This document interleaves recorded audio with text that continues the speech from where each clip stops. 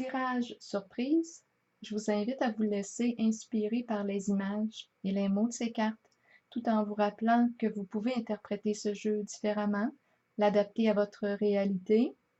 Commençons tout de suite avec la carte de la tentation et celle de la sorcière. Aujourd'hui, on me présente un homme passionné qui aime avoir du plaisir dans la vie. C'est un être jouissif qui est dans son monde de désir. Les plaisirs de la chair, du corps sont importants pour lui. Là, ici, il a fait une rencontre avec la carte de la sorcière. La sorcière peut représenter une personne qui est mal intentionnée, à moins que ce soit lui qui soit mal intentionné ici. On va regarder. La sorcière, en cet oracle, a une signification plutôt négative. Elle représente les énergies de jalousie, d'infidélité, de méchanceté. La carte du pouvoir à l'envers et celle du caducée.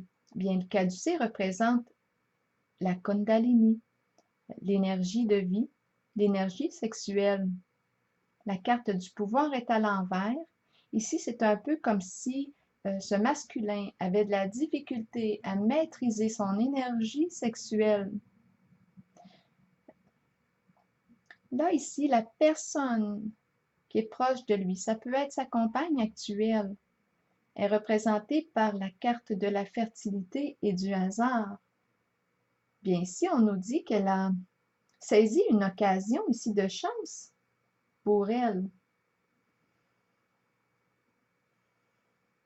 En le rencontrant possiblement, là, ici. On nous dit avec la carte du hasard que c'était à son avantage de saisir cette occasion. Ça pouvait l'aider à résoudre les problèmes qu'elle rencontrait pour enfin créer autre chose. Je ne ressens pas de négativité de ce côté. Je ne la perçois pas mal intentionnée. Elle a saisi une occasion d'améliorer sa situation. C'est une femme, c'est l'énergie de la mère aussi.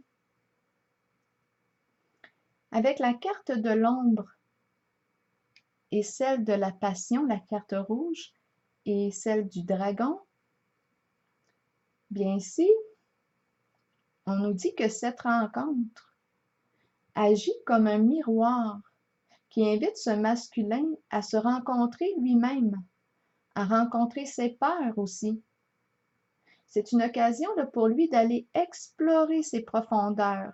La carte de l'ombre représente aussi la carte de la lune dans le tarot traditionnel. Donc ici, on parle d'émotions. Avec le dragon, on nous parle d'une occasion d'aller explorer ses colères, ses ressentiments, ses rancunes, ses émotions, son dragon, son feu. Avec la carte rouge, bien, on rencontre ses désirs, ses pulsions, ses obsessions.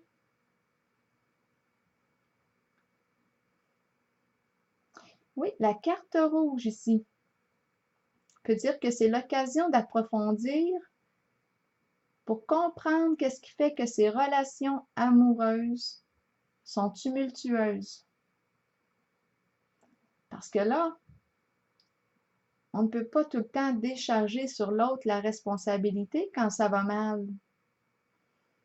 Il me semble qu'à un moment donné, c'est important aussi de voir ses propres ombres, se connaître, se comprendre et soigner nos blessures émotionnelles.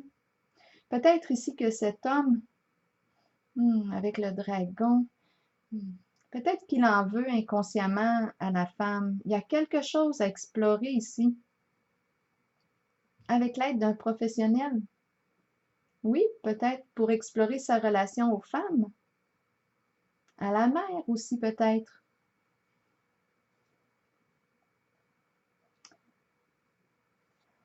L'amour en guerre, c'est ce qui me vient à l'esprit. J'ai pigé une carte d'inspiration de mon oracle de l'âme intuitive et c'est la carte de la demeure qui l'invite à se créer un espace pour se recueillir, se retrouver. Cette carte dit que notre foyer devrait être un havre de sécurité, de tranquillité, de chaleur et d'amour. C'est beau.